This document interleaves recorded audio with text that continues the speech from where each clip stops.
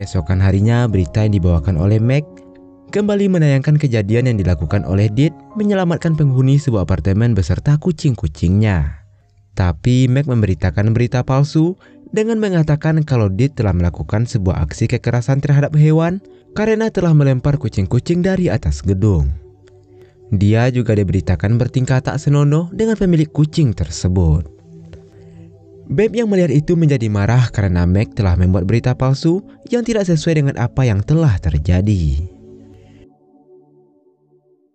Keesokan harinya, Deed belajar bermain tenis dengan Chuck dan Cecil menjadi wasitnya.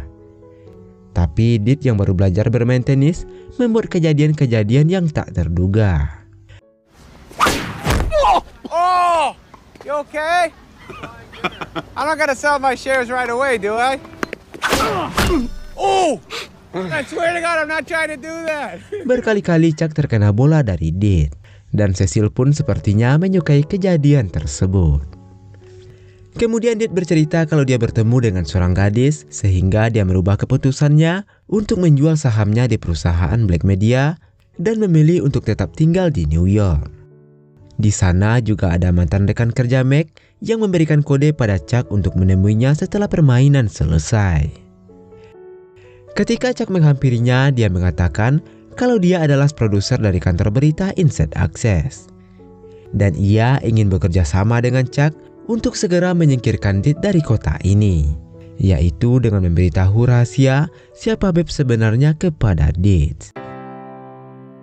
Suatu hari Deed mengajak Babe untuk jalan-jalan dengan pesawat pribadinya. Dan tanpa diduga, Deed membawa Babe ke kota yang disebutnya sebagai kampung halamannya. Fieldville, Iowa. You gotta be shitting. Babe sangat terkejut karena itu sebenarnya hanyalah nama tempat yang dikarangnya saja. Tapi ternyata Deed benar-benar berhasil menemukan kota tersebut. Setelah itu Deed mengajak Babe untuk memperkenalkan kampung halamannya itu dan bertemu dengan orang-orang di sana. Terlihat Babe yang gugup karena tak ada satupun orang-orang yang mengenalinya. Setelah itu mereka kembali berjalan-jalan dan tanpa sengaja Deed melihat sebuah rumah seperti rumah masa kecil yang diceritakan oleh Babe, yaitu daun jendela berwarna biru, pintu berwarna merah, dan di depannya ada sebuah ayunan. Your house, isn't it? Wouldn't you know it?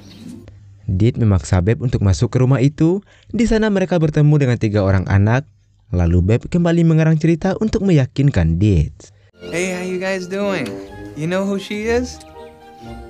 Place where my dad would build fires. My daddy built this house with his bare hands 6 years ago. Well, your daddy.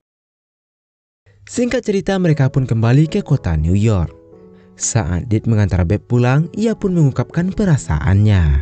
Dia juga memberikan sebuah kartu ucapan yang berisi sebuah puisi yang ia buat khusus untuk Babe.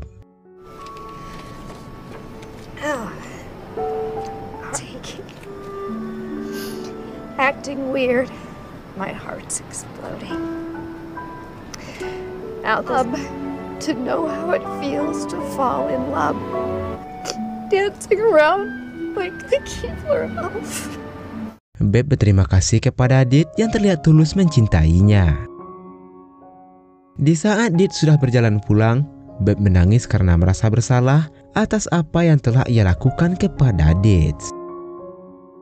Keesokan harinya, Deed menyiapkan kejutan dengan sebuah kencan istimewa untuk melamar Babe. Karena gugup, ia pun berlatih dengan meminta Emilio untuk berpura-pura menjadi Babe. Do you mind sitting down for a second? Yes, sir. This is one of the best dates I've ever been on. Okay, this is getting weird. You can stand up now. Tiba-tiba Chuck dan Cecil datang.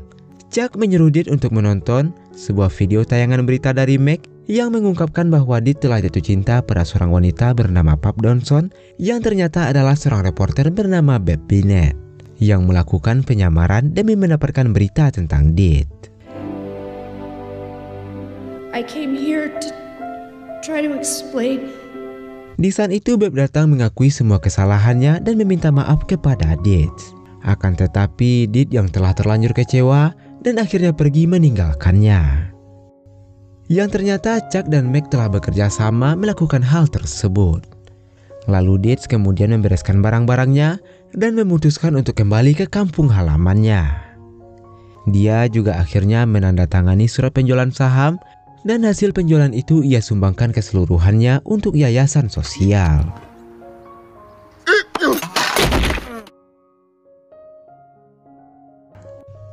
Singkat cerita, Beb yang merasa bersalah kepada Dit memutuskan untuk mencari Dit ke kampung halamannya. Di sana dia bertemu dengan Jen, teman dekat Dit, dan menanyakan keberadaan Dit kepadanya. Jen mengatakan kalau Dit sedang mengantarkan pesanan pizza kepada pelanggan. Tanpa pikir panjang, Beb lalu menyusul Dit yang sedang mengantarkan pesanan, tapi di perjalanan, tiba-tiba ia terperosok ke dalam danau yang telah membeku.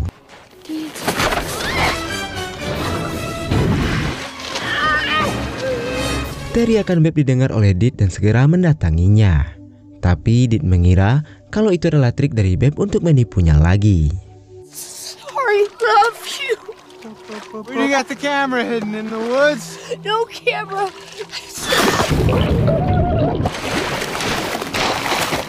Melihat Beb yang benar-benar tenggelam, ia pun membantunya. Setelah berhasil diselamatkan, Beb mengungkapkan perasaannya kepada Dit, tapi kali ini Dit menolaknya.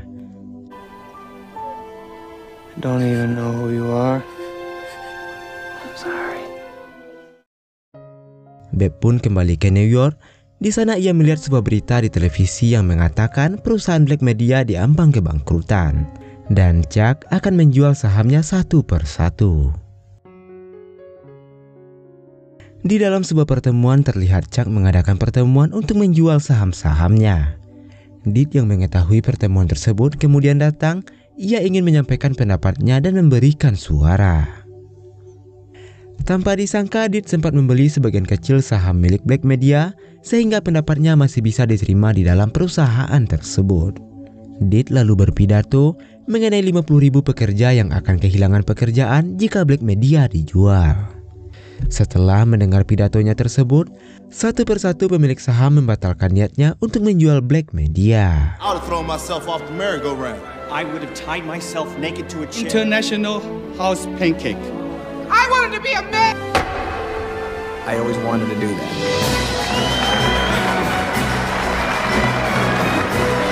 Everybody made a compromise. Another compromise.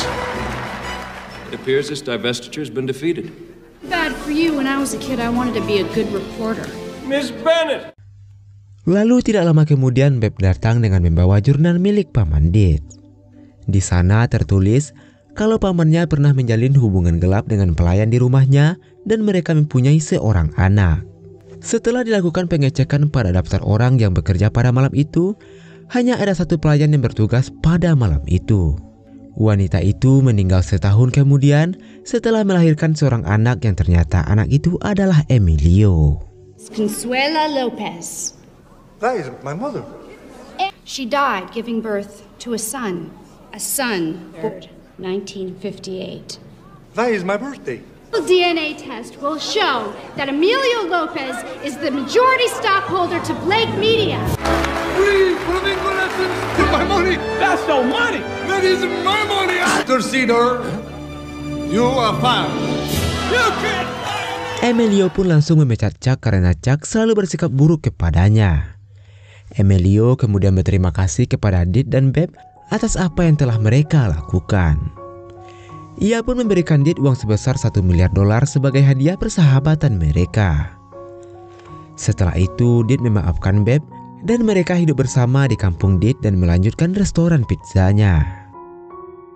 Dit lalu membelikan semua orang-orang di desanya sebuah mobil sport berwarna merah dengan uang yang ia dapatkan dari Emilio.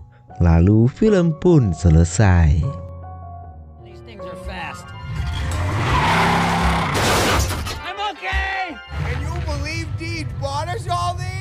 Dan itulah alur cerita film kali ini.